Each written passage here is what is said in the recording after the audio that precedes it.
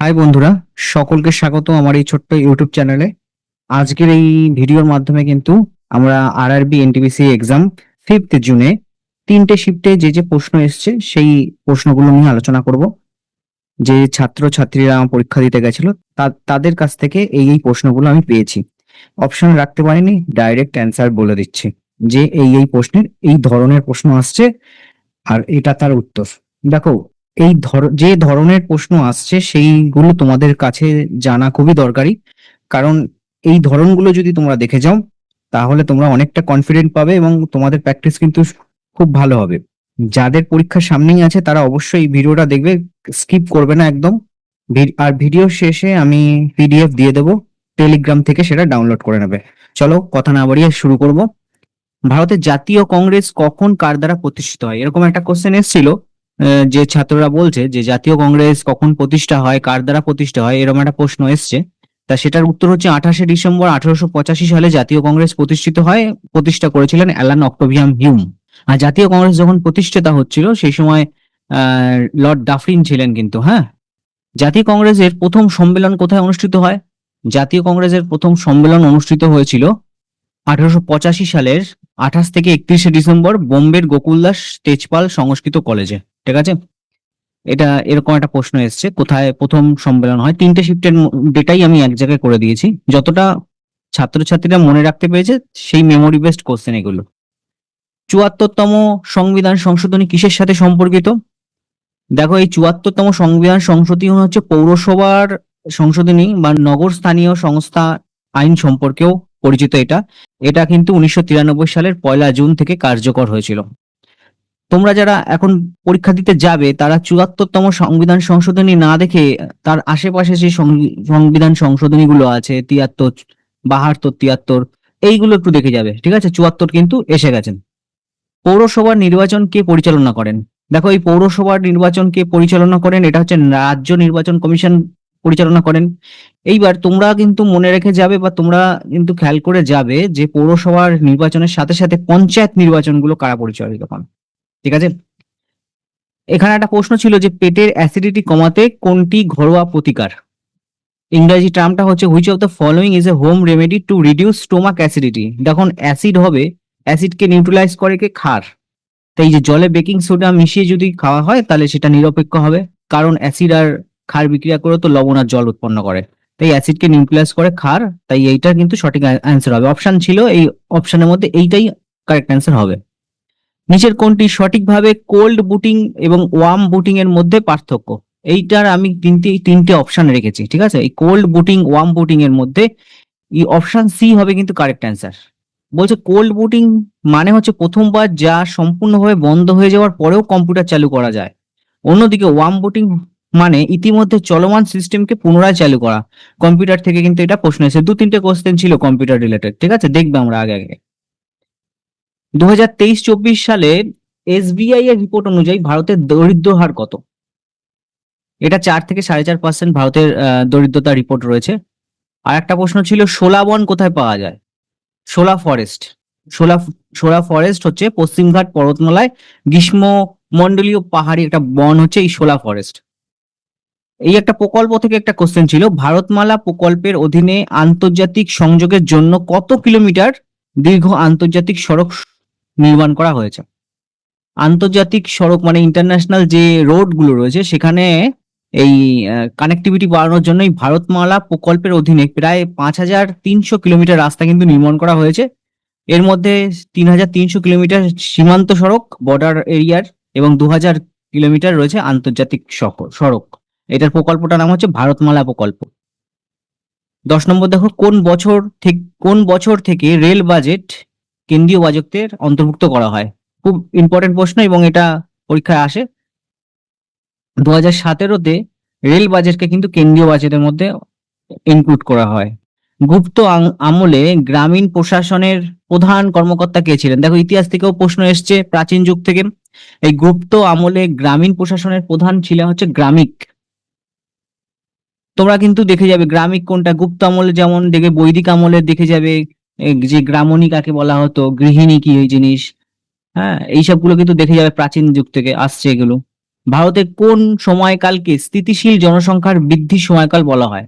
1921 থেকে 1951 এই দশকে স্থিতিশীল জনসংখ্যা বৃদ্ধির বা ভারতের যে জনসংখ্যা বিস্ফোরণ হয়েছিল, দেশের উচ্চ প্রযোজন হার ছিল এবং মৃত্যু হার অনেকভাবে হ্রাস পেয়েছিল, সেটার সাল হচ্ছে 1921 থেকে 1951। ঠিক আছে। Eklavya model residential school, EMRS, এটা কত সালে শুরু হয়? স্ট্যান্ডার্ড কোশ্চেন কিন্তু ছিল। 1997 থেকে 98 সালে একলব্য মডেল রেসিডেন্সিয়াল স্কুল কিন্তু চালু হয়েছিল। পিডিএফ থাকবে, একবার করে চোখ বুলিয়ে নেবে। 7 বছর পর 2024 সালে নভেম্বরে নরেন্দ্র মোদী কোন পশ্চিম আফ্রিকার দেশে সফর করেছিলেন? খুব সুন্দর প্রশ্ন এটা। দেখো 2024 সালের নভেম্বরের প্রশ্ন কিন্তু দিচ্ছে, মানে কাছাকাছি। তোমরা 6 মাসের যদি কারেন্ট অ্যাফেয়ার্স দেখে যাও, আমি করে দিচ্ছি 6 মাসের কারেন্ট অ্যাফেয়ার্স একটা ক্লাস করে দেবো, তোমাদের পিডিএফ দিয়ে দেবো। সেখান থেকে কিন্তু এই প্রশ্নটা দিয়ে দিয়েছে। নরেন্দ্র মোদী কিন্তু এই পশ্চিম আফ্রিকার নাইজেরিয়াতে 7 বছর পর ভিজিট করেছেন। এই যে অ্যাক্সিওম মিশন 4 এর আন্তর্জাতিক মহাকাশ স্টেশনে ভ্রমণকারী প্রথম ভারতীয় মহাকাশচারীকে? দেখো এই যে অ্যাক্সিওম মিশন 4 এই মহাকাশ স্টেশনে প্রথম ভারতীয় মহাকাশচারী হচ্ছে শুভাংশু শুক্লা। এইখানে বলছে যখন আবার কম্পিউটার থেকে একটা প্রশ্ন দিয়েছে, আপনি যখন এমএস পাওয়ার পয়েন্টের ফাইল মুছে ফেলেন সেটি সাধারণত কোথায় যাবে? মানে যে অপশন ছিল তাতে রিসাইকেল বিনে যায়, এটাই কারেক্ট হতো। হিন্দ স্বরাজ বইটি কে লিখেছেন? ইতিহাসের ইতিহাস থেকে প্রশ্ন, মহাত্মা গান্ধী লিখেছেন। ফিজিক্সের একটা অঙ্ক ছিল, 10 কেজি ভর 5 মিটার প্রতি সেকেন্ড বেগ বিশিষ্ট কোনো বস্তুর গতিশীল বল 0 নিউটন হবে। কেজি ভর এবং 5 মিটার পার সেকেন্ড বেগে কোনো বস্তুর নেট বল কত হবে? এটা 0 নিউটন হবে। ঠিক আছে, কারণ ওর ত্বরণও 0 থাকে। কারণ যদি বস্তুটি একটি ধ্রুবক বেগে গতিশীল হয় তাহলে ওর ত্বরণও 0 হবে এবং ত্বরণ 0 হলে নেট বলও 0 হয়। প্রশ্নটা ছিল হচ্ছে নেট বল কত হবে? 10 কেজি ভর এবং 5 সেন্টিমিটার বেগে যদি একটা বস্তু গতিশীল হয় তাহলে নেট বল কত হবে? এরকম একটা কোশ্চেন ছিল ফিজিক্সের অঙ্ক থেকে। 2024 সালের জন্য ভারতের শিশু মৃত্যু হারের হার কত?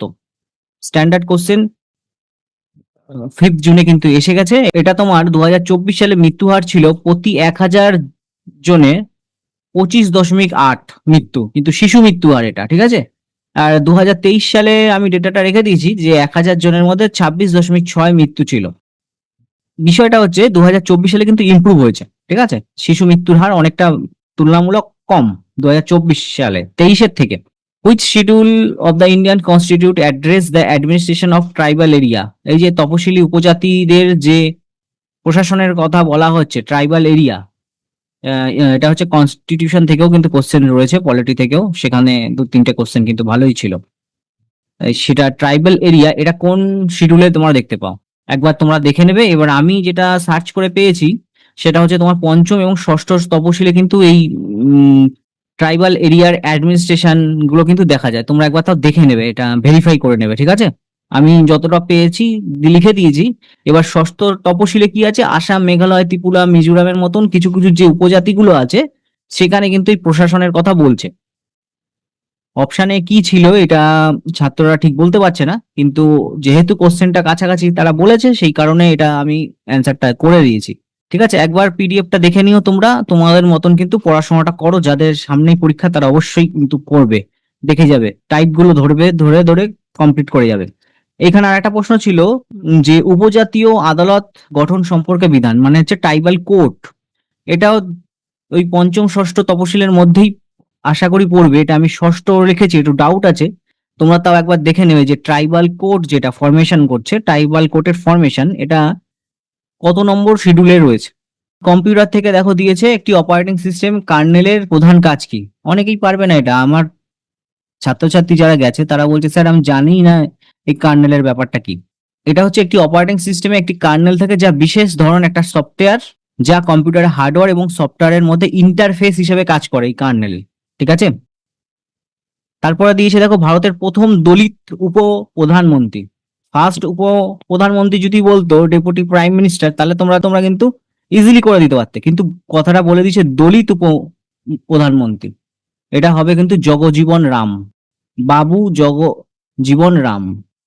তিনি বাবুজি নামেও পরিচিত ছিলেন এবং 24শে জানুয়ারি 1979 থেকে 28শে জুলাই 1979 পর্যন্ত কিন্তু ভারতের উপপ্রধানমন্ত্রী হিসেবে তিনি কাজ করেছিলেন। এবার ভারতের যে উৎসবগুলো রয়েছে, বিভিন্ন উৎসব থেকে স্ট্র্যাটেজিকে থেকে একটা প্রশ্ন এসছে, নুয়াখাই উৎসব কখন শুরু হয়? নুয়াখাই উৎসব হচ্ছে মূলত উড়িষ্যায় দেখা যায়। এটা হচ্ছে তোমার নতুন ধানকে স্বাগত জানানোর জন্য এই ভাদ্র মাসে, মানে আগস্ট থেকে সেপ্টেম্বর মাসে কিন্তু এইটা ওই হয়, ধান কাটার একটা উৎসব নুয়াখাই উড়িষ্যায় দেখা যায়। ইতিহাস থেকে দিয়েছে বাবরনামা, বইটি কে লিখেছেন?